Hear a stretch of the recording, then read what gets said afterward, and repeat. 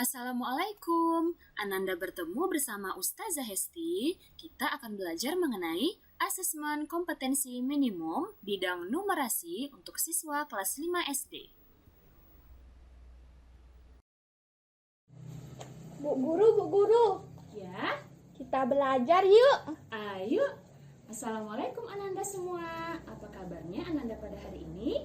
Alhamdulillah. Al-Quran, akhlak, prestasi, Allahu Akbar.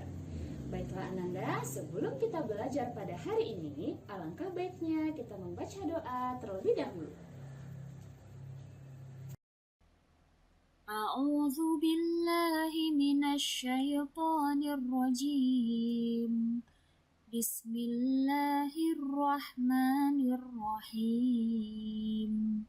Rabbi zidni ilman warzuqni fahman. Amin ya rabbal alamin. Ananda semua, pada hari ini kita akan membahas mengenai soal-soal AKM atau Asesmen Kompetensi Minimum bidang numerasi atau yang terkait dengan ilmu matematika. Namun sebelumnya, Bu Guru mau bertanya kepada Ananda semua, apakah pernah mendengar kata AKM?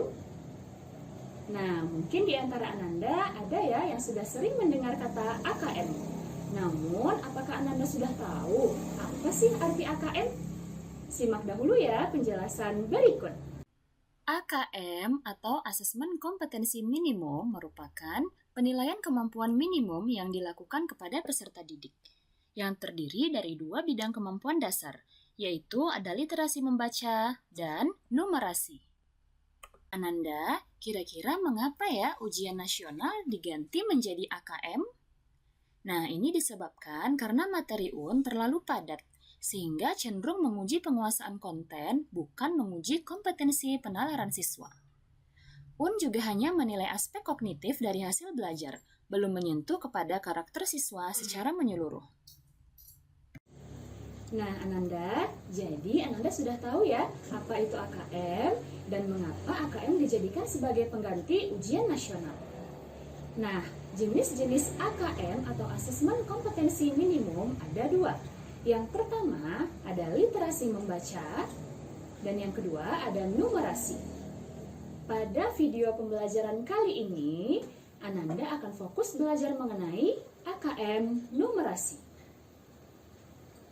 Ada 4 bidang materi pada AKM numerasi. Yang pertama ada bilangan, yang kedua ada geometri dan pengukuran, yang ketiga ada aljabar, dan yang terakhir ada data dan ketidakpastian. Di dalam soal-soal asesmen kompetensi minimum atau AKM mencakup 3 proses berpikir siswa. Yang pertama terkait pemahaman konsep, yang kedua adalah penalaran konsep, dan yang terakhir adalah aplikasi dari konsep materi. Jenis soal numerasi yang pertama adalah soal yang mengukur tingkat pemahaman siswa atau understanding mengenai cerita waktu dekomposisi. Setiap material sampah akan mengalami penguraian. Material sampah dapat berupa sampah organik dan sampah anorganik.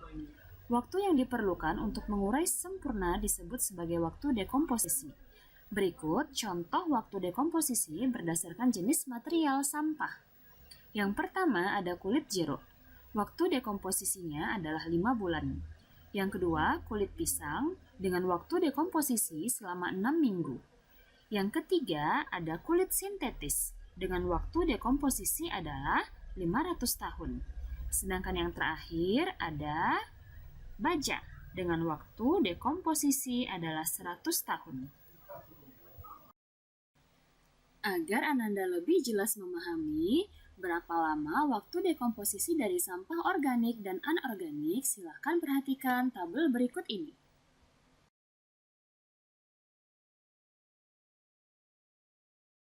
Nah, Ananda sudah mengetahui ya berapa lama waktu dekomposisi atau sampah organik dan anorganik dapat terurai dengan sempurna.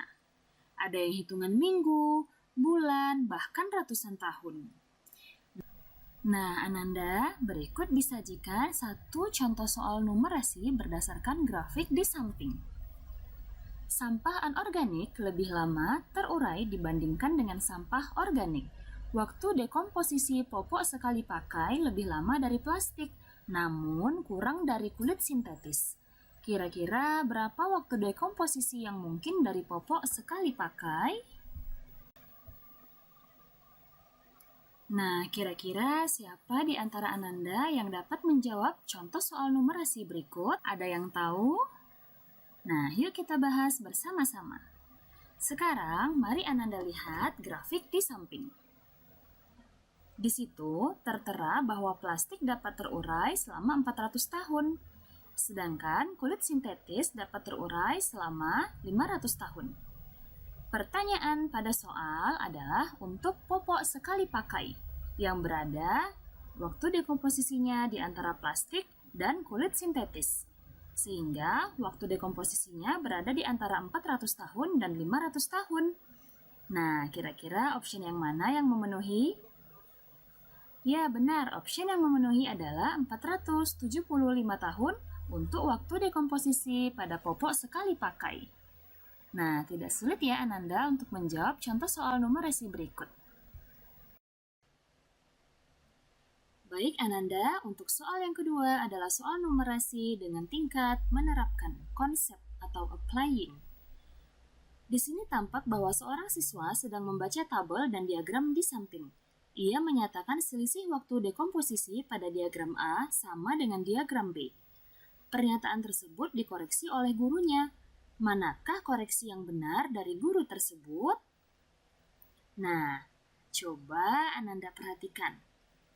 Apakah benar jawaban si anak bahwa grafik A itu sama dengan grafik B pada gambar di samping?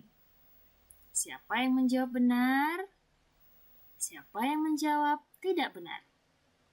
Nah, mari kita perhatikan bersama-sama ya Ananda. Pada grafik A, kertas tisu dan kantong kertas memiliki waktu dekomposisi dalam satuan minggu. Sedangkan pada grafik B, untuk kulit jeruk dan sisa apel memiliki waktu dekomposisi dalam satuan bulan. Sehingga meskipun selisihnya pada grafik sama-sama menunjukkan angka 3, tetapi satuannya berbeda ya Ananda. Sehingga hal yang harus dikoreksi oleh sang guru adalah terdapat pada poin B, yaitu perhatikan satuan unit waktu dekomposisi. Baiklah Ananda semua, tidak terasa ya, Ananda sudah belajar pada hari ini mengenai apa itu AKM, sampai kepada pembahasan soal-soal mengenai AKM bidang numerasi atau matematika. Semoga pembelajaran kita hari ini bisa bermanfaat untuk Ananda semua. Terutama Ananda yang sebentar lagi akan menghadapi AKM. Tetap semangat dan pantang menyerah.